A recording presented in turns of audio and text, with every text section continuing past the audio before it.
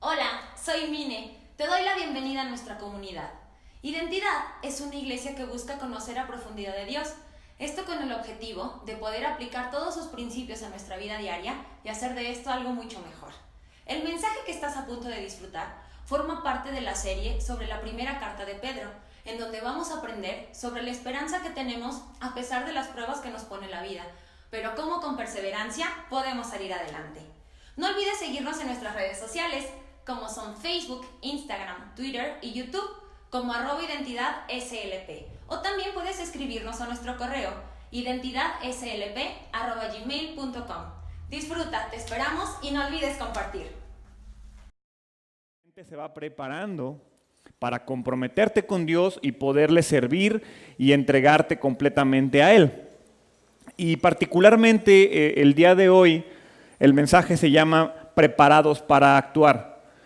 Estamos estudiando la primera carta de Pedro, por lo tanto les voy a pedir que vayan ahí, que abran primera de Pedro, y ahí vamos a permanecer en el capítulo 1, vamos a comenzar en el versículo 13. Pero antes de comenzar quiero recordar, la semana pasada hablamos de la esperanza viva, hablamos de por qué si tenemos la esperanza de la salvación, por qué si tenemos la esperanza de la vida eterna, muchas veces tú y yo vivimos desesperanzados, vivimos tristes, vivimos desanimados, vivimos sin ganas de hacer las cosas. Y terminé el domingo pasado diciendo que muchas veces tú y yo menospreciamos la eternidad, menospreciamos la vida eterna, menospreciamos nuestra salvación, menospreciamos nuestra esperanza. Pero Pedro continúa en su carta. Ya nos dijo lo que es la esperanza, ya nos dijo que tú y yo la menospreciamos, ya nos dijo que los ángeles y los profetas la anhelan y tú y yo pues la tiramos por la borda. Pero continúa Pedro diciéndonos ahora cómo vivir. O sea, ya nos dijo cómo vivimos y qué no hacemos bien. Pero ahora nos dice y nos llama a cómo debe de vivir alguien que cree en la eternidad. ¿Cómo debe vivir alguien que tiene esperanza viva? ¿Cómo debe vivir alguien seguro de su salvación? Porque yo creo que una de las preguntas más comunes dentro de un ambiente cristiano, dentro de un ambiente de gente que cree en Dios es, ¿seré salvo? Cuando en realidad debería de ser la pregunta que menos nos deberíamos de hacer. Tú y yo deberíamos de vivir como alguien seguro de nuestra salvación porque creemos en Él y dejamos que la salvación nos llene de adentro hacia afuera. Pero antes de seguir vamos a hacer una pequeña oración. Padre, te doy gracias por tu iglesia, gracias por todas las familias que se encuentran el día de hoy aquí representadas, por las personas que no pudieron venir el día de hoy, por los que nos están escuchando a través de internet.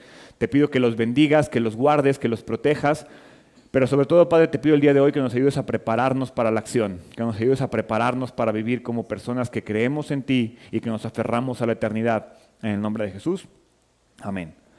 Recordemos el contexto de esta carta. La semana pasada empezamos hablando de eso. El contexto de esta carta es persecución, cristianos que no tienen hogar, dinero, posesiones, amigos, obligados a huir de sus lugares de nacimiento y por una causa injusta. O sea, no era tanto que ellos estuvieran haciendo algo malo, era simplemente que era una amenaza para el gobierno, era una amenaza por el sistema de aquel entonces de gobierno. Y lo más importante es que eran perseguidos por ser seguidores de Cristo. Sari generalmente nos comenta en sus mensajes de diezmos y ofrendas o en sus mensajes de bienvenidas que tú y yo tal vez no experimentamos una persecución como tal, ¿sí? Pero habemos muchos que sufrimos persecución por nuestra fe, en el sentido de que nos molesta, nos tiran carrilla, nuestra familia no está de acuerdo con nuestra fe. Y todo eso, la causa más importante es que es por Cristo. O sea, ¿cómo es posible que alguien sufra persecución por su fe? Y como yo siempre lo digo, pues muy mi fe, ¿no? O sea, mientras mi fe no te afecte a ti, pues déjame creer lo que yo quiera, ¿no? Y los cristianos de aquella época estaban pasando por algo similar. Ellos decían, oye, bueno, yo estoy siguiendo a Jesús, estoy siguiendo a Cristo y por eso estoy siendo perseguidos. Entonces, el tema principal ni siquiera era el problema con Jesús, ni siquiera era el problema con Cristo.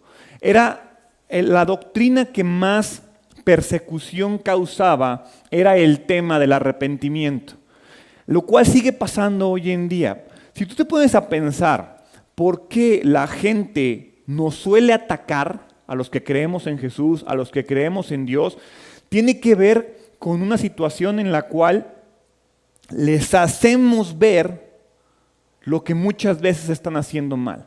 Ponte a pensar cuando tú te dejas de juntar con tus amigos que te solías juntar, cuando dejas de hacer las cosas que solías hacer, entonces inmediatamente ellos se vuelven conscientes de que tal vez lo que están haciendo no era tan bueno y que tú ya eres mejor, que te crees mejor que ellos. Y entonces comienzan a atacarte, entonces comienzan a perseguirte. O no tanto que sean cosas que hacemos, sino que tal vez la fe que ellos profesan no es tan buena como la tuya.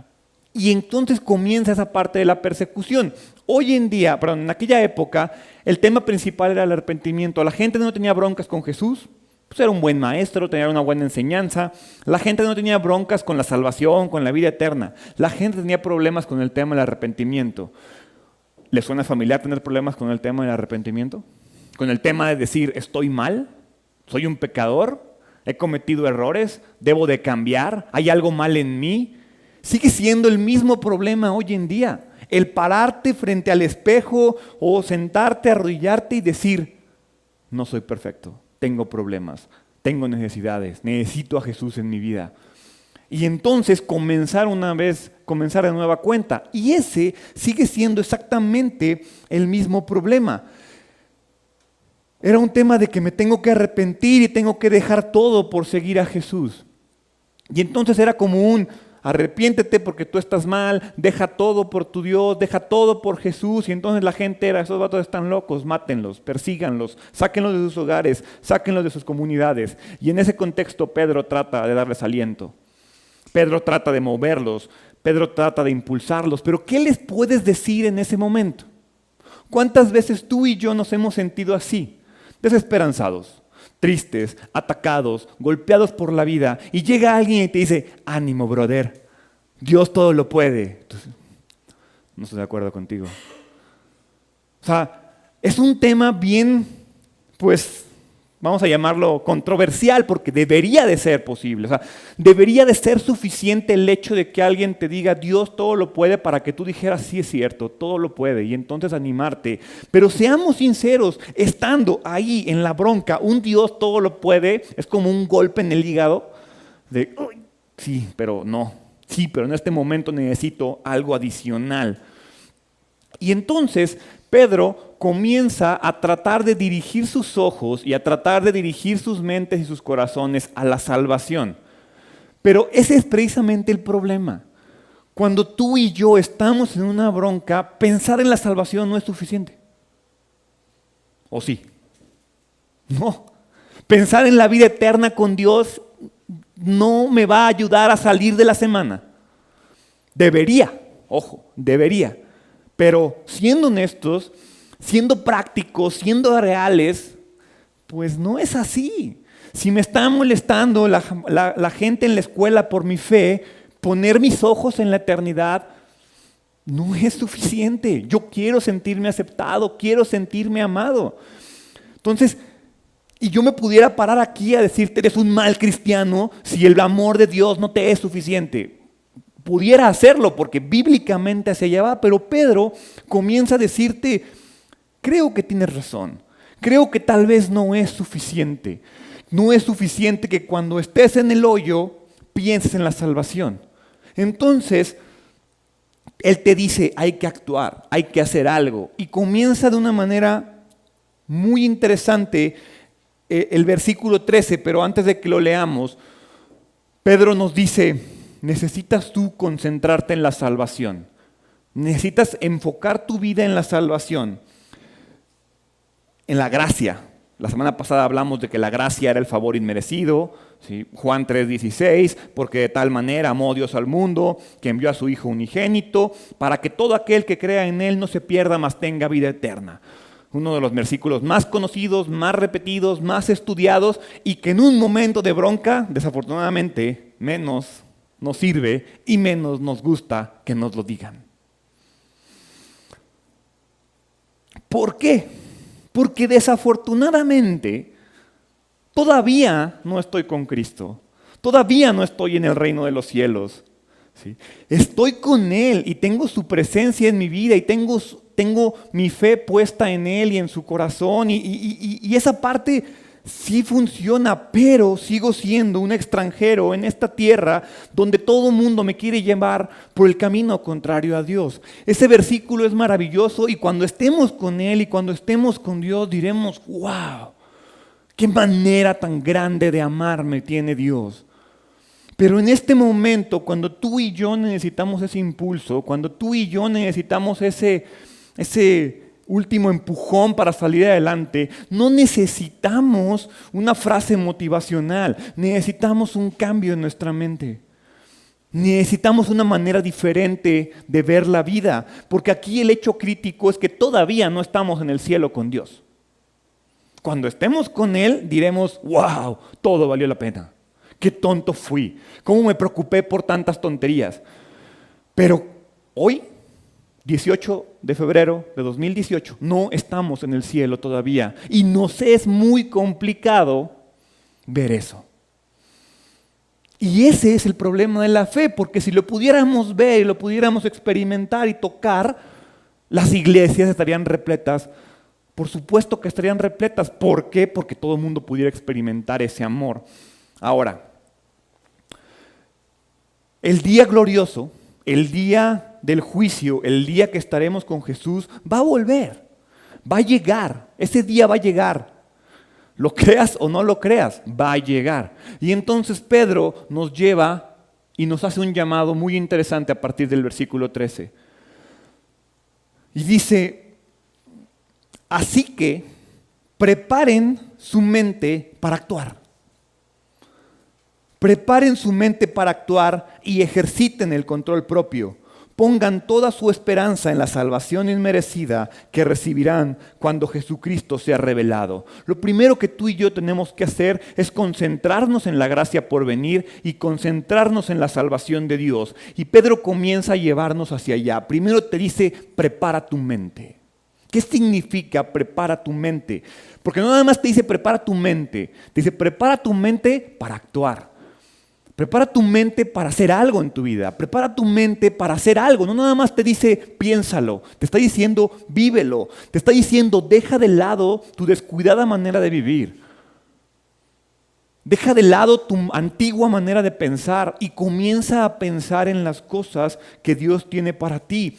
Tú y yo deberíamos de estar concentrados en las cosas que valen la pena. Filipenses capítulo 4 versículo 8 lo dice de una mejor manera. Porque en ese tipo de cosas es donde se comienza el malentendido con la fe y con la religiosidad. Filipenses capítulo 4, versículo 8 dice, y ahora, amados hermanos, una cosa más para terminar. Concéntrense en todo lo que es verdadero, todo lo honorable, todo lo justo, todo lo puro, todo lo bello y todo lo admirable. Piensen en cosas excelentes y dignas de alabanza. Y tú y yo decimos, qué aburrido. Sí, no crean que iba a decir que todos amén. No. Todos leemos eso y decimos, qué aburrido. Porque el pecado es lo rico, la tentación es lo padre. Sí, ahí es donde me gusta estar. Porque no es que en ninguna parte de la Biblia yo he visto que diga, no veas películas pornográficas. ¿Verdad que no? O no vayas por el mundo consumiendo drogas, o sea, vienen muchas cosas, instrucciones muy directas, pero cuando tú quitas tu mente de todo lo que es verdadero, honorable, justo, puro, bello, admirable, ¿qué pasa? Llega la tentación. ¿Qué pasa? Llega la prueba. No es que Dios tenga un problema con la película para adultos, es que tú tienes un problema con la película para adultos y no te puedes controlar con la película para adultos. Hay una parte en la Biblia donde dice, el problema de tu problema es que si tú haces pecar a alguien con tu manera de vivir, es una bronca. Y es un problema. Pero tiene que ver con eso. Somos llamados a enfocarnos en lo eterno, en lo verdadero, en lo honorable, en lo justo. ¿Por qué? Porque si tú estás concentrado en eso, es muchísimo menos probable que la tentación, ¿sí?, o que las pruebas te dominen, porque tu mente está en donde debe de estar. Si te juntas con malas amistades, ¿qué crees que vas a terminar haciendo? Si te juntas con personas que te afectan, ¿qué crees que vas a terminar haciendo? Si ves cosas que te mueven a hacer cosas que no quieres hacer, ¿qué crees que vas a terminar haciendo? Entonces no es que Dios diga, ay sí, soy el Dios de la negación. No, es que tú y yo no tenemos autocontrol. Por eso dice, prepara tu mente para actuar. ¿Y qué dice? Ejercita el dominio propio. El dominio propio no aparece de la noche a la mañana. No es, Dios, te entrego mi vida y te reconozco como mi Señor y Salvador. Ya, me puedo controlar a todo. ¿Verdad que no pasa eso? Al contrario, se vuelve más difícil. Porque nos volvemos más conscientes de cosas que hacíamos incorrectas. Por eso te dice, prepara tu mente para actuar y ejercita el dominio propio. Otras versiones dicen, sed sobrios. ¿Qué entendemos por la palabra sobrio? Alguien que no está borracho. Alguien que está en control de su mente. Alguien que está en control de su cuerpo. Un borracho ya no piensa como debe de pensar y el cuerpo se afloja. Alguien sobrio es alguien que ejercita su control. Es alguien que es capaz de dominar sus pensamientos. Y si eres capaz de dominar tus pensamientos, lleva los pensamientos a donde deben de estar. Quitémonos de esa mentalidad de qué tanto es tantito, solo se vive una vez, YOLO, todo eso. ¿Lo han escuchado o qué? Bien, todavía no soy tan viejo. Pero escuchamos, ¿qué tanto es tantito? Solo se vive una vez, yo lo puedo controlar, la bebida no me controla, ese vicio no tengo un problema con él tiene un problema conmigo. Es diferente. Dice la Biblia, ejercita tu control propio, prepara tu mente para la acción. Es decir, es imposible que si yo un día tengo un problema, físicamente hablando, si yo un día quiero cargar algo que pesa 100 kilos y en mi vida he hecho ejercicio, ¿voy a poder? Probablemente dejando una que otra hernia en el camino. Pero si por el contrario constantemente me ejercito y me preparo, cuando tenga el problema de 100 kilos enfrente lo voy a poder mover. En tu vida y en mi vida es lo mismo. Tú y yo queremos mover la tentación y mover el problema sin antes y haber hecho nada en nuestras vidas por cambiar. Pedro nos dice, ejercita el dominio propio en lo pequeño. No te comas esas papas. No te metas eso a la boca. No te metas con esa persona. Si ya conoces a esa persona, no te relaciones con ella. Porque va a llegar un punto que cuando ya estés ahí digas, chin, ya no puedo. Ya no me puedo resistir, no me pude aguantar la tentación, no pude, fui vencido por la prueba del pecado. ¿Lo han escuchado? ¿Lo han dicho? Y termina ese versículo diciendo, pongan toda su esperanza en la salvación inmerecida, pongan toda su esperanza en la gracia, pongan toda su esperanza en la eternidad, en la esperanza viva, porque cuando tú y yo perdemos la esperanza de algo, ¿qué hacemos? Lo dejamos morir.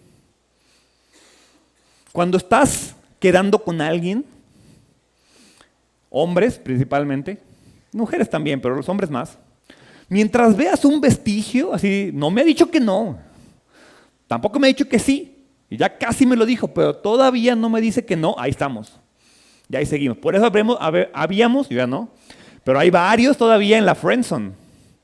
Todavía no me dice que no, yo aquí soy su mejor amigo. Mantenemos la esperanza de que un día se va a dar cuenta que yo soy el hombre de su vida y se enamorará de mí. ¿Les ha pasado? Con Cristo es lo mismo. Tú debes de tener la esperanza puesta en Él. Cuando tú dejas de creer y te olvidas que Jesús va a volver, le das vuelo a la hilacha y pierdes todo el control sobre ti mismo. Te dejas de concentrar en el premio mayor, te dejas de concentrar en la eternidad y en lo que está por venir. Das todo por perdido y dices, no pasa nada. Mis acciones no tienen ninguna repercusión en el futuro, solo se vive una vez. Después de que nos dice Pedro, concéntrate en eso, nos llama a que nos concentremos en algo que muchas veces no nos gusta concentrarnos, que es la obediencia.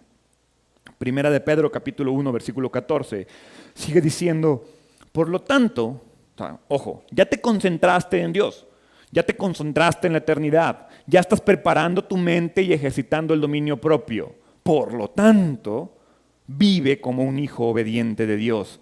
No vuelvas atrás a tu vieja manera de vivir con el fin de satisfacer sus propios deseos.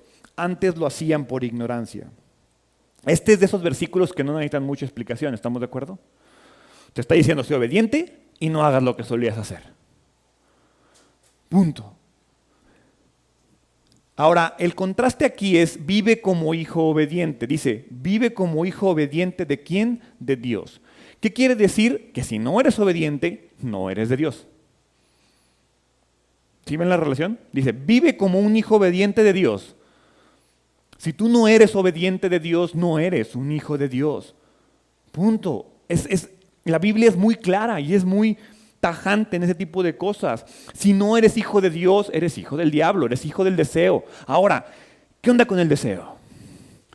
Tenemos esa palabra en nuestras mentes mucho tiempo. Y es más, hay películas que hablan de cómo Dios te hace desear algo y después te pone en contra de lo que te gusta. Dios no tiene un problema con el deseo. ¿Sí?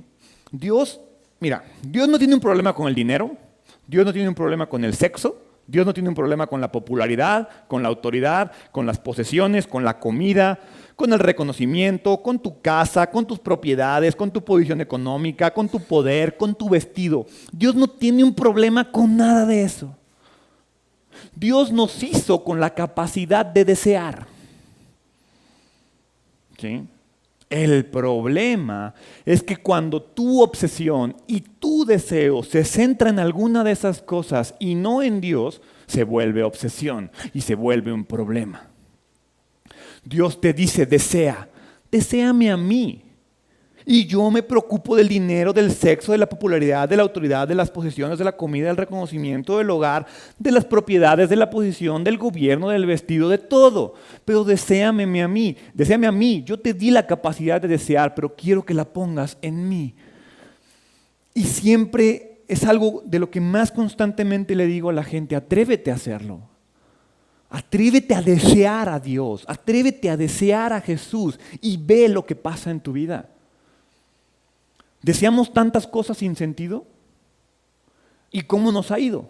¿Por qué no decides por ahora desear a Dios y ver lo que puede hacer contigo? Porque cuando tú comienzas a codiciar o ansiar algo de lo que acabo de decir, es cuando se vuelve incorrecto. Es cuando el sexo es un problema, es cuando tu manera de vestir es un problema, es cuando tu manera de pensar, tu orgullo y tu vanidad se vuelven un problema. ¿Por qué? Porque Dios te hizo con la capacidad de amarte a ti mismo.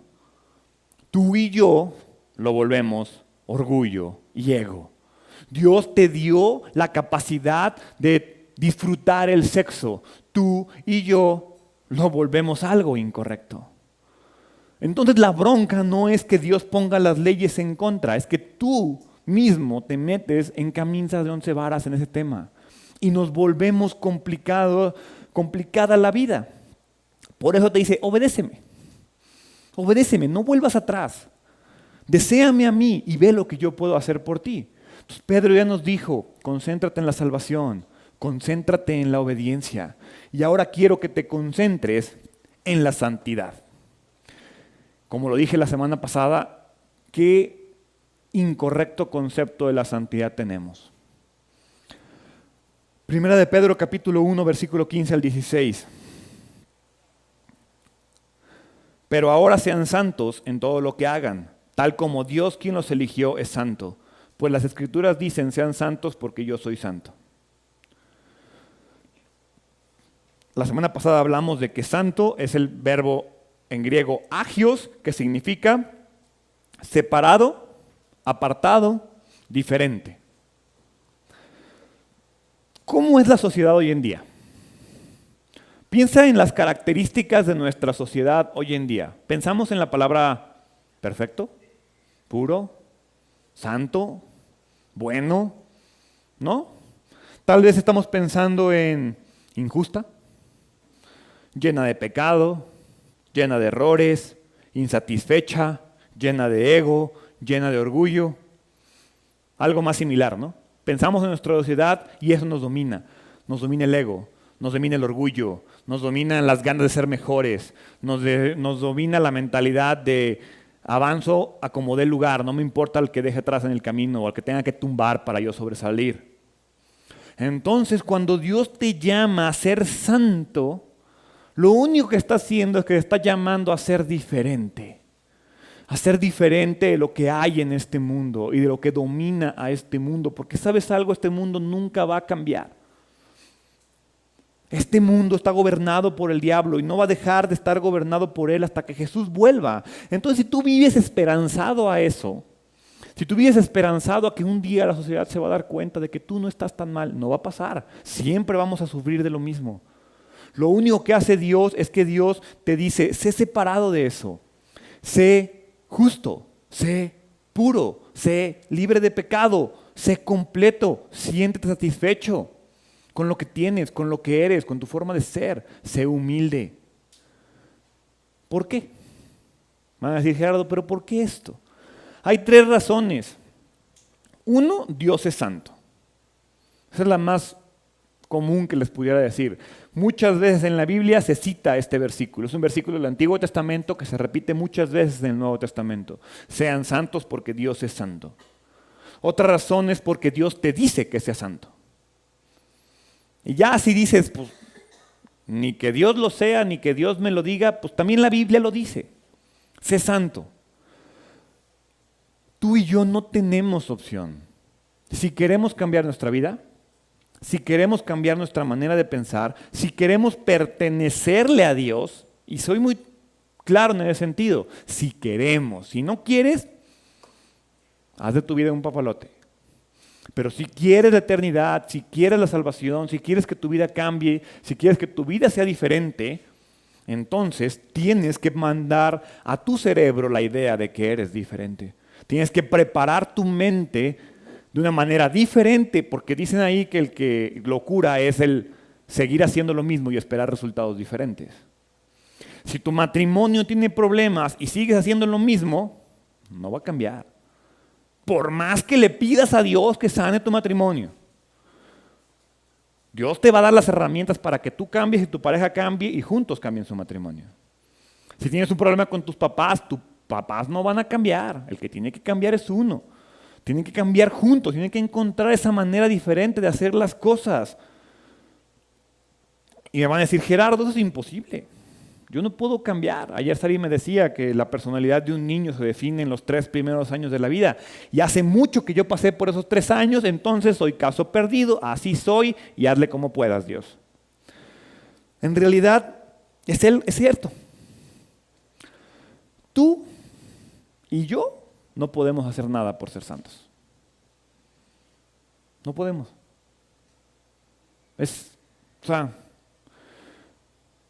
Que yo trate de convencerte a ser santo, te puedo convencer, pero no te voy a poder dar los 10 pasos para convertirte a la santidad. No existen esos pasos.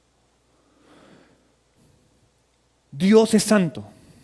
¿Estamos de acuerdo? La única manera en que tú seas santo es a través de Dios mismo. Dejemos de afanarnos tanto por lo que puedo y lo que no puedo hacer. Deja entrar a Dios a tu vida y su santidad te va a convertir a ti. Pero mientras tú no le des total autoridad a Dios en tu corazón y en tu mente, nunca vas a poder, y vas a seguir conflictuado y fallando y sintiéndote mal y sintiendo la culpa del pecado y diciendo que eres un pecador de lo peor. Porque tú y yo no podemos ser santos, no podemos hacer las cosas para que nos convirtamos en santos. Tenemos que dejar que la propia santidad de Dios nos llene y nos toque. Él es el santo. Él es el que nos puede dar la santidad. Ya después, nuestra responsabilidad es mantenernos santos. ¿Sí? Pero es un tema totalmente diferente. Primero tenemos que alcanzar la santidad y la única manera de alcanzarla es dejando que Dios nos la dé. Por eso, tú crees que muchas veces en la Biblia, Pedro, Pablo, los escritores dicen pueblo santo. pueblo santo, nación escogida, real sacerdocio, y uno lo lee y dice, ay, ¿neta soy eso? Sí. Cuando tú crees y le entregas tu vida a Dios, Él te hace santo. ¿Qué haces para mantenerte santo? Es otra cosa totalmente diferente. Pero Dios te llama santo desde el momento en el que le dejas entrar a tu vida. Después de todo esto, después de que Pedro te dice concéntrate en la salvación, concéntrate en la obediencia, concéntrate en la santidad, te sigue llevando a prepararte de una manera diferente, te sigue llevando a un pensamiento que muchas veces como cristianos nos genera problemas, el temor de Dios. ¿Cuántas veces hemos escuchado que debemos tenerle temor a Dios? ¿Y cuántas veces hemos pensado que qué raro, ¿por qué le voy a tener miedo a Dios? No debo de tenerle temor a Dios. Es un tema muy conflictivo, porque tenerle temor a Dios, pues es tenerle miedo a Dios. No, el problema es una concepción de qué significa tenerle temor a Dios. Porque ¿a qué se refiere la Biblia cuando te dice témele a Dios? Te habla de reverencia, te habla de respeto, te habla de que debes de tener el poder, el conocimiento, la sabiduría y el juicio en tu mente, de que Dios es el dueño de la santidad, de que Dios es el dueño del poder, de que Dios es el dueño del conocimiento, de la sabiduría, del juicio y de la ira. Entonces, cuando te dice la Biblia que tengas temor de Dios, es porque en realidad, solo cuando en verdad tienes temor de Dios, te das cuenta de que necesitas la misericordia. A partir del versículo 17, Pedro nos da 5 razones por las cuales debemos tenerle temor a Dios. El versículo 17 comienza diciendo, recuerden que el Padre Celestial, recuerden que el Padre Celestial. La primera razón por la cual debemos de tener temor de Dios es porque Dios es nuestro Padre. Y así como cuando tú y yo de chiquitos teníamos miedo de nuestro papá, no en el sentido de miedo negativo, sino miedo de que nos fuera a cachar haciendo algo incorrecto.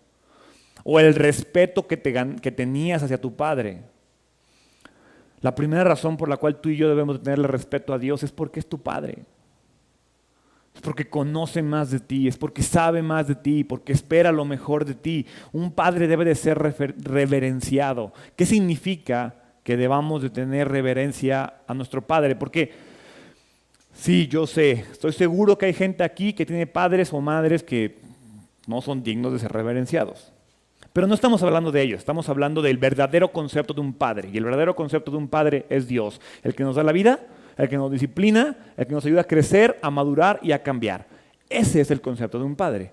Entonces, bajo ese concepto, un padre debe de ser reverenciado. ¿Qué significa ser reverenciado? Guardar en alta estima, honrarlo, respetarlo. Significa que uno se preocupa de que su padre esté complacido. ¿Cuántos de aquí estamos preocupados porque Dios esté complacido con nuestras vidas? ¿Quién trata aquí a Dios como un padre? Pues nomás cuando hay que pedirle cosas. Pero hay que tratar a Dios como padre. Como alguien que está ahí para ayudarnos, como alguien que está ahí para cuidarnos, como alguien que está ahí para disciplinarnos. Esa es la primera razón. Si continuamos leyendo, dice, recuerden que el Padre Celestial a quien ustedes oran no tiene favoritos, Él los juzgará. Segunda razón para tenerle miedo a Dios es el juicio final. Y ahí sí es miedo. Si en verdad le tuviéramos miedo al juicio, nadie de aquí pecaría. Hoy en día hay tantas adicciones, vicios, infidelidades, mentiras, chismes, porque no le tienes miedo al juicio. No le tengo miedo al juicio, creo que no me va a pasar, o creo que voy a tener oportunidad de perdonarme, de que Dios me perdone. Porque lo vimos hace una semana cuando terminamos el libro de Amós, el tema del juicio. ¿Qué nos espera? Si tú tienes el juicio en la mente y pecas, el tema es que se nos olvida el juicio. O, como lo acabo de decir, no creemos en él. Creemos que siempre vamos a tener la oportunidad de cambiar y que siempre Dios me va a dar la oportunidad de perdonarme. ¿Y si no? ¿Y si te encuentra hoy en pecado? ¿Estás listo para eso? ¿Estás listo para recibir el juicio? Te sigue diciendo, Él los juzgará o los recompensará según lo que hagan. Así que tienen que vivir con un reverente, vean lo que dice, con un reverente temor de Él. No un apanicado temor de Él, un reverente temor de Él durante su estadía aquí como residentes temporales. La tercera razón por la cual tú y yo tenemos que tener temor a Dios es porque sabemos y somos conscientes de que somos residentes temporales. Si tú sales de tu país, sigues estando regido por tus leyes. Esa mentalidad de a donde fueres, haz lo que vieres, es lo que nos tiene como estamos. Sí, me acuerdo que Sari alguna vez nos ha platicado de cómo cuando estuvo ella en Canadá, estaban los musulmanes casi que esperando que se acabara el sábado a las 6 de la tarde para irse a poner borrachos, pero a las 6 no. Yo aquí soy responsable. Eso no es. Esa no es la manera de vivir. Sí. Somos residentes temporales. Porque les apuesto que ese mismo grupo de personas, si estuvieran viviendo en su país, en su casa y en su ciudad, no harían lo que hacían en Canadá. Tú y yo no deberíamos de hacer lo que vemos que hace la sociedad porque sabemos que somos residentes del cielo. Y que vamos a ser juzgados por esas leyes, no por las leyes de la sociedad. Aquí habemos mucho que si fuéramos juzgados por las leyes de la sociedad, no hombre, seríamos reverenciados, adorados y tendríamos una gente que nos sigue porque somos expertos pecando. Pero ponte a pensar, ¿y si hoy me juzgaran por las leyes del cielo? ¿Cómo me iría? Si crees que no tan bien, por eso se refiere la Biblia a que tengas temor de eso y que cambies tu vida. Si continuamos leyendo el versículo 18, dice, pues ustedes saben que Dios pagó un rescate para salvarlos de la vida vacía que heredaron de sus antepasados. No fue pagado con oro ni plata, los cuales pierden su valor, sino que fue la preciosa sangre de Cristo, el Cordero de Dios, que no tiene pecado ni mancha. Dios los eligió como el rescate por ustedes mucho antes de que comenzara el mundo. Pero ahora, en estos últimos días, Él ha sido revelado por el bien de ustedes. Debemos tenerle temor a Dios porque fuimos redimidos. Porque tú y yo somos los causantes de que Cristo muriera. Porque tú y yo reconocemos que tenemos una nueva vida por la muerte y la sangre de Jesús. Y que no importa cuánto nos esforcemos, no podemos pagar lo que Él hizo. El martes en Cambio y Fuera yo les decía, piensa en todo lo que has tenido, piensa en todo lo que tienes y piensa en todo lo que vas a tener en un futuro. Si juntaras todo eso y con eso quisieras entrar al cielo, estarías muy lejos de pagar la entrada al cielo. Si es que pudiéramos pagarla. La ventaja es que ese pago, es que ese boleto ya está hecho. Ya Dios sí dijo, 1, 2, 3 por mí y por todos mis amigos. Jesús al morir dijo, todos los que vienen conmigo pueden entrar. Yo pago su entrada al cielo. Si alguien, muchos de aquí que nos ha tocado ir a alguna fiesta o a algún antro y te pagan el cover, mínimo le dices las gracias al cuate que te dejó entrar, ¿no? Oye, gracias, compa. Tú y yo, haz de cuenta que Dios te paga el cover y pasa, haz a un lado, compa, voy a la fiesta. No me interesa lo que hiciste por mí. Vivimos con un desprecio hacia la obra salvadora de Dios. Se nos olvida. Si en verdad apreciáramos la obra salvadora de Dios, le tendríamos temor, le tendríamos respeto. Y la quinta razón es, en el versículo 21 dice, por medio de Cristo han llegado a confiar en Dios y han puesto su fe y su esperanza en Dios, porque Él levantó a Cristo de los muertos y le dio una gloria inmensa. Razón para tener temor a Dios es porque ya vimos y ya creemos lo que Dios puede hacer. Dios pudo levantar a Jesús de los muertos y lo pudo resucitar. También puede hacerlo con nosotros. Hay que mantenerlo complacido, hay que mantenerlo contento. Y vuelvo Y quiero ser muy cuidadoso aquí porque entonces van a decir, Gerardo, ¿estás diciendo que entonces sí tengo que hacer algo para que Dios se sienta bien, para que Dios se complazca en mi vida? Es un tema en el cual se puede perder mucho el sentido de lo que está diciendo Pedro. Pedro lo único que está diciendo es vive como alguien de esa manera. Y si tú vives de esa manera, Dios está complacido.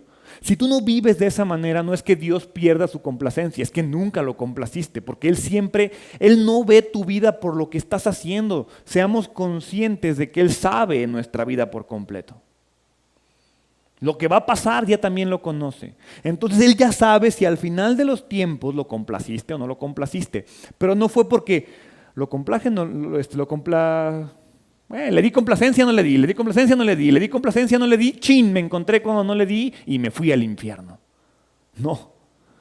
Si hay un punto en tu vida en el cual no le das complacencia a Dios, no lo complaces a Él, nunca lo has hecho.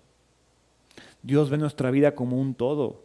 Por eso Pedro te dice, prepara tu mente, mantente en las cosas de Dios. Te dice, créele, obedece sus mandamientos. Vemos cómo Pedro poco a poco va subiendo el nivel. Primero te dice, piensa en Dios, obedécele. Y después te dice, témele a Dios. Porque por decisión propia y por mera convicción no lo vamos a hacer. Tenemos que tener respeto y reverencia por Dios para poder hacerlo. Entonces Pedro comienza a preparar nuestra mente.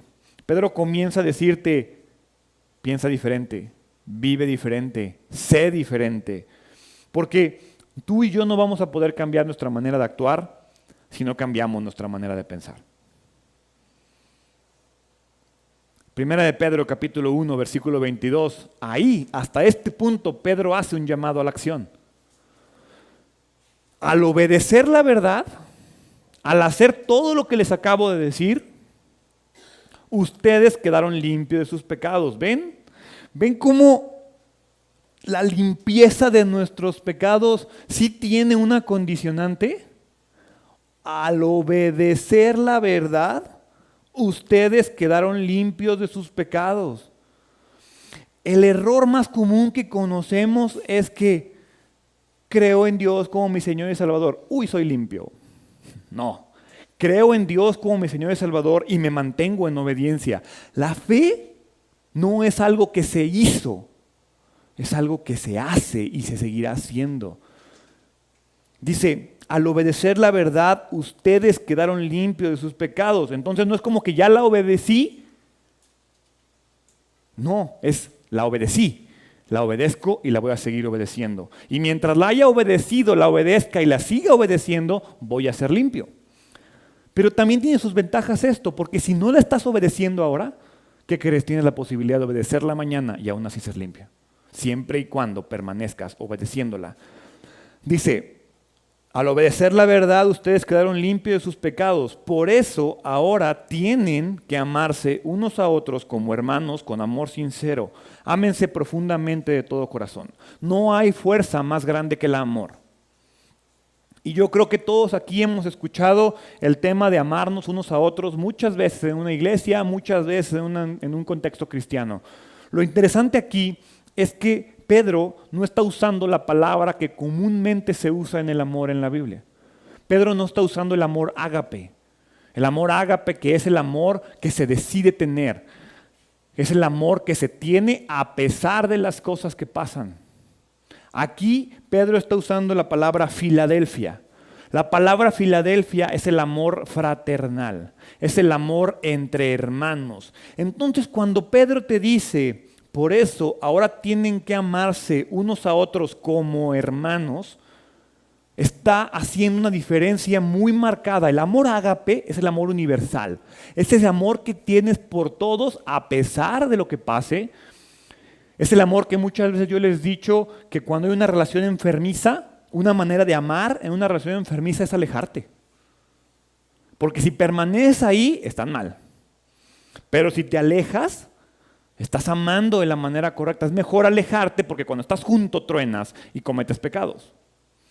Pero el amor Filadelfia, que es el que Pedro está hablando aquí, es el amor entre hermanos. ¿Cuál es el requisito para eso? Que seamos hermanos, que creamos lo mismo, que seamos parte de la misma familia. Dice, con amor sincero, ámense profundamente de todo corazón, Amor sincero, no fingido. Pedro está siendo muy claro. Él está hablando del amor que debe existir entre creyentes. Aquí sí está haciendo una diferencia. Es diferente el amor que existe entre toda la humanidad, o que debe de existir cuando Dios te dice ama a tu prójimo como a ti mismo, está hablando de un amor ágape. Pero cuando está hablando aquí ama a tus hermanos, es un amor diferente y tiene unas características diferentes que ahorita los vamos a ver. Primero que nada, la primera característica es que es un amor sincero, es un amor no fingido.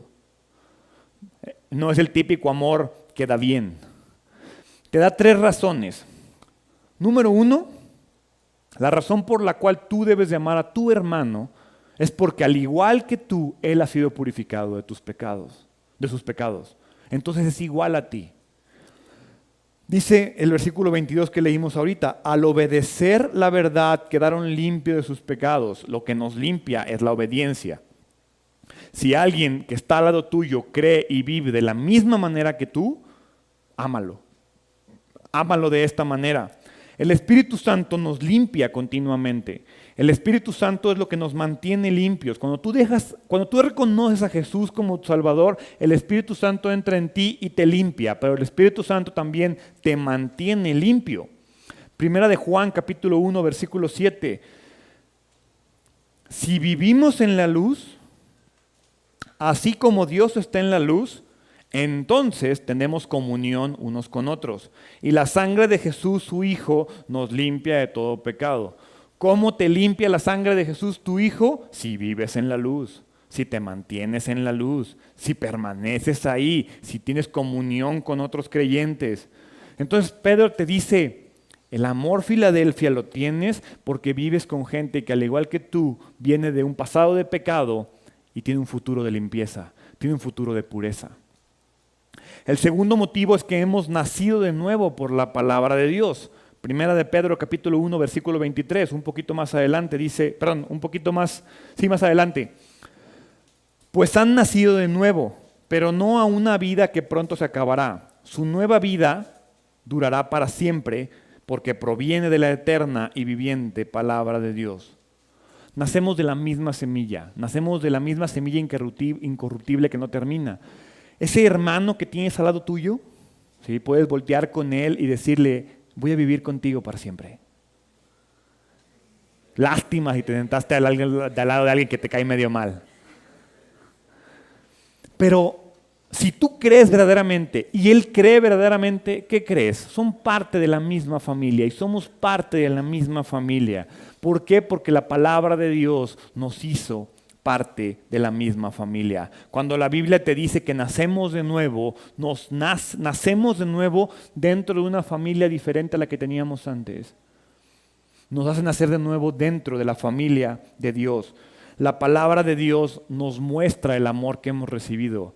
La palabra de Dios hace que los dos entendamos que somos iguales y que vamos a sufrir de la misma manera. Primera de Juan, capítulo 5, versículo 1, dice, todo el que cree en Jesús, todo el que cree que Jesús es el Cristo, ha llegado a ser un hijo de Dios. Y todo el que ama al Padre, ama también a los hijos nacidos de Él. Ama también a los hijos nacidos de Él, es la misma palabra, es el amor Filadelfia. Amo a los que nacieron conmigo, amo a los que creen conmigo. La tercera razón es que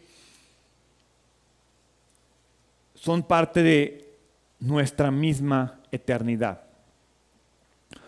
Primera de Pedro, capítulo 24, versículo 25, dice, como dicen las Escrituras, los seres humanos, ¿sí?, son como la hierba, su belleza es como la flor del campo, la hierba se seca y la flor se marchita, pero la palabra del Señor permanece para siempre. Y esta palabra es el mensaje de la buena noticia que se les ha predicado.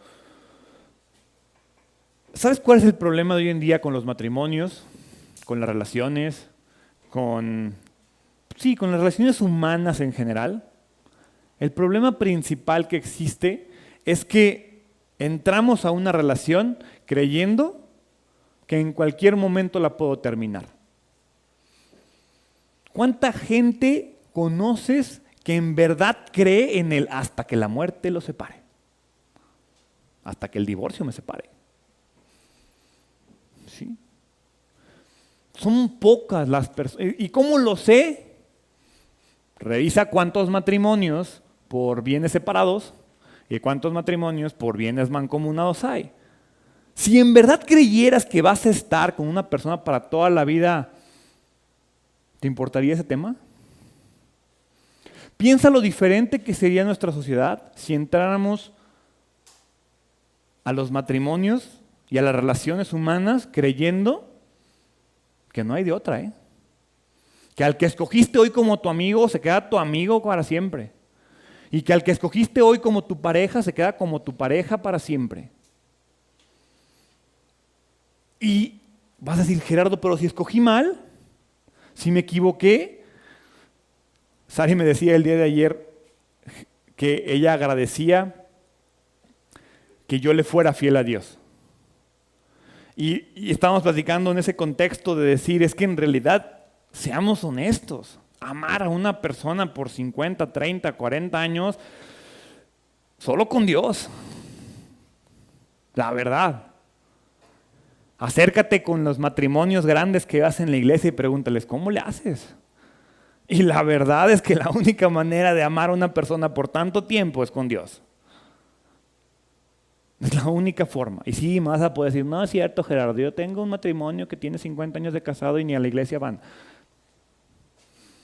La única forma que yo conozco y que yo te puedo decir que funciona para que un matrimonio funcione, para que una relación funcione, es esa, es la eternidad, es tener a Dios en tu corazón. Por eso aquí Pedro te está diciendo, voltea con la persona al lado que cree lo mismo que tú y ámalo, porque si sí cree lo mismo que tú, te va a ayudar, te va a apoyar. La diferencia del amor ágape con el amor Filadelfia es que el amor Filadelfia sí espera cosas a cambio. El amor Filadelfia es mutuo. Pero para que haya un amor mutuo, pues los dos tienen que creer lo mismo. En el amor ágape no. En el amor ágape das sin importar que te den. Das amor como Dios lo hizo. Jesús te amó sin esperar nada a cambio de ti. Ese es el amor ágape. El amor Filadelfia es doy esperando ser amado. Pero ¿qué crees? Si la persona al lado tuyo no cree lo mismo que tú, no te va a dar el amor que tú esperas. Ese amor tiene ese requisito. Es muy importante que eso lo tengamos en la mente. Por eso la importancia de las iglesias. Por eso les decimos, vengan a la iglesia, vengan a los grupos. Porque en verdad la única manera de encontrar a alguien que puede creer, pensar y vivir como tú y motivarte a vivir, pensar y vivir como vives, es en el mismo ambiente. Ayer el viernes platicábamos con un matrimonio, Sari y yo, y le decíamos, es que lo que más nos encanta de identidad y lo que más nos encanta de Cambio y Fuera es que está formada de un grupo de personas que si se conocieran fuera de la iglesia, probablemente ni la palabra se diría. Aquí hay tanta gente tan diferente entre sí, de estratos sociales, económicos, tan diferentes, pero con algo en común, que son las ganas de seguir a Cristo. Y eso provoca un ambiente de amor. Y ese amor es el que te va a sacar adelante en la prueba. Ese amor es el que te va a sacar adelante en la tentación. Porque ¿verdad que cuando tienes una bronca los verdaderos amigos desaparecen? ¿Los verdaderos amigos desaparecen? Ese mejor amigo que siempre está ahí para la fiesta, pero tienes una bronca, no sé dónde está. ¿Quiénes están ahí? Los que te aman en verdad. Esa mamá que tanto odias y tanto te castiga porque te portas mal, ¿quién es la que está ahí cuidándote en la enfermedad? Ella. Los que verdaderamente nos aman están ahí en el problema. La persona que está al lado tuyo, que cree lo mismo que tú, va a estar ahí cuando la necesitas, va a orar por ti cuando lo necesites. Vamos a terminar leyendo 1 de Pedro capítulo 2, versículos del 1 al 3. Porque después de todo introducción que Pedro nos da, termina el pasaje, más bien comienza el capítulo 2 con un por lo tanto. Por lo tanto, desháganse de toda mala conducta. Acaben con todo engaño, hipocresía, celos y toda clase de comentarios hirientes. Como bebés recién nacidos, deseen con ganas la leche espiritual pura para que crezcan a una experiencia plena de la salvación. Pidan a gritos ese alimento nutritivo, ahora que han probado la bondad del Señor. Para mí, este es uno de los pasajes más firmes de la Biblia. Las palabras que usa son imperativas y son bastante descriptivas. Te dice primero, desháganse de toda mala conducta. Y más adelante te dice, desea con ganas. Debemos despojarnos de ciertas cosas antes de que puedas ansiar las otras. ¿Verdad que no te despiertes en las mañanas diciendo, ay, tengo tantas ganas de leer la Biblia el día de hoy? Ay, tengo tantas ganas de orarle al Señor. Y estoy seguro que hay gente aquí que sí le pasa, ¿eh? Hay gente aquí que no puede despertar y darle una oración a Dios. Hay gente aquí que no puede despertar y tomar su Biblia y leer algo de la Biblia. Me consta, porque los conozco. Pero el común denominador es, ay, chin, tengo que orar, no he orado. Ay, chin, tengo que leer la Biblia. Si te pasa eso, si tú eres de los que se tiene que forzar a leer la Biblia, si tú eres de los que tienes que forzarse a orar, es porque no has cumplido la primera parte de esto, que es deshazte de la mala conducta. Deshazte de las cosas que no te sirven. Porque cuando te deshaces de eso, lo único que te queda es Dios. Pedro te llama a dejar actitudes como el engaño, la hipocresía, los celos y los comentarios hirientes. Voy a regresar al tema del matrimonio. Quítale a tu matrimonio el engaño. Quítale a tu matrimonio la hipocresía. Quítale a tu matrimonio los celos y los comentarios hirientes. ¿Qué te queda? ¿No es el tipo de amor que todos quisiéramos? Salte del contexto del matrimonio. Tu amigo, tu hermano, tu papá, tu mamá, tu pastor, el conocido, el vecino, el que se te cerró en la calle. Y quítale el engaño a esa relación. Quítale la hipocresía a esa relación. Quítale los celos a esa relación. Y quítale los comentarios hirientes. ¿Cómo estaría el mundo si no hubiera engaño, hipocresía, celos y comentarios hirientes? Porque mañana, hoy, que vayas a comer, hasta con el mesero, le quitas el engaño, la hipocresía, los celos y los comentarios hirientes. Y lo llenas de gratitud, de amabilidad, de amor, de alegría. Porque menospreciamos tanto las relaciones humanas, pero las menospreciamos porque están llenas de engaño, de hipocresía, de celos y de comentarios hirientes. Pero ¿qué crees? No se van a acabar si tú no sacas eso de tu mente. Por eso Pedro te dice, por lo tanto, deshazte de eso. No te sirve de nada, no ganas nada. ¿O alguna vez han ganado algo mentándose a la persona de enfrente? Pues desahogarte tal vez. No hay una sola relación que pueda ser exitosa si estas actitudes están presentes en ella. El éxito de un matrimonio, de una relación, de una amistad, de una relación jefe-empleado, de una relación compañero de trabajo con compañero de trabajo, está en que no haya engaño, que no haya hipocresía, que no haya celos y que no haya comentarios hirientes. Dice, desháganse de toda mala conducta, acaben con eso. Y después de que pudiste deshacerte de eso, te dice, ahora sí, desea. Yo te pregunto, ¿qué deseas?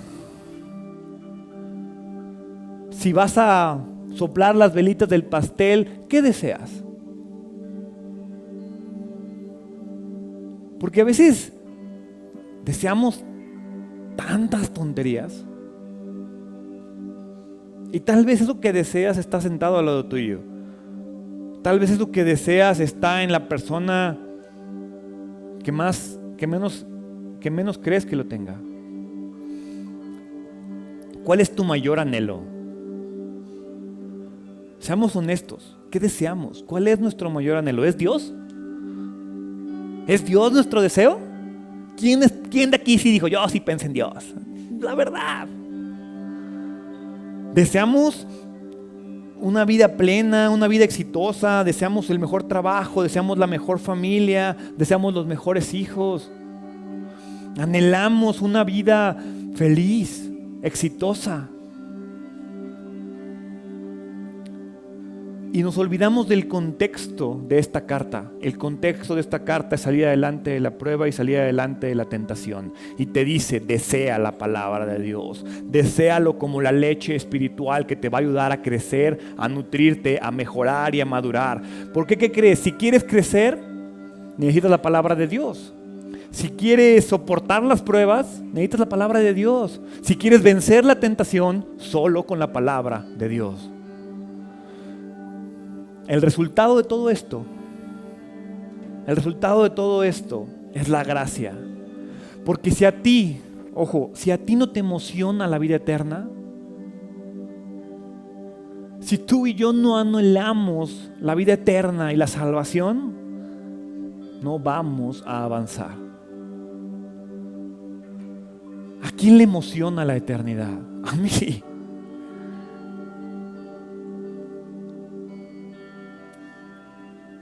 ¿Quieres una vida pura y limpia? La respuesta está en la palabra de Dios. ¿Quieres una vida con Dios? La respuesta está en la palabra de Dios. ¿Quieres la salvación? ¿Quieres las promesas de Dios? Búscalas en la palabra de Dios. ¿Quieres conocer a Jesús? Búscalo en la palabra. ¿Quieres vencer la tentación? Busca en la palabra. ¿Quieres vencer la prueba? Busca en la palabra de Dios. ¿Quieres aprender a adorarlo? ¿A hablarle? ¿A orarle? Busca en la palabra de Dios. Desea la palabra de Dios. ¿Por qué no cierras tus ojos?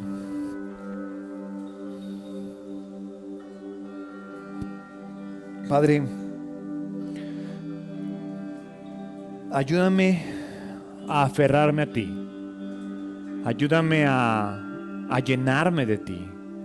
Ayúdame a darme cuenta que si no cambio mi manera de pensar, que si no cambio mi manera de vivir, no voy a poder hacer nada. Que si mi pensamiento sigue siendo el mismo, mi vida no va a cambiar. Ayúdame, como dice Pedro, a prepararme para actuar, a obedecerte, a llenarme de tu forma de pensar, a llenarme de tus pensamientos, a llenarme de ti. Ayúdame a obedecerte, a seguirte. Ayúdame a desear tu palabra. Ayúdame a dejar la mala conducta, el engaño, la hipocresía, el orgullo, los comentarios hirientes. Ayúdame a dejarlos de lado. Ayúdame a sanar mis relaciones a través del amor fraternal. Ayúdame a relacionarme con las personas que creen lo que yo creo y que viven lo que yo vivo. Gracias, Padre, porque tengo la oportunidad de aferrarme a ti y a tu gracia. Prepárame para actuar y prepárame para la vida. En el nombre de Jesús. Amén.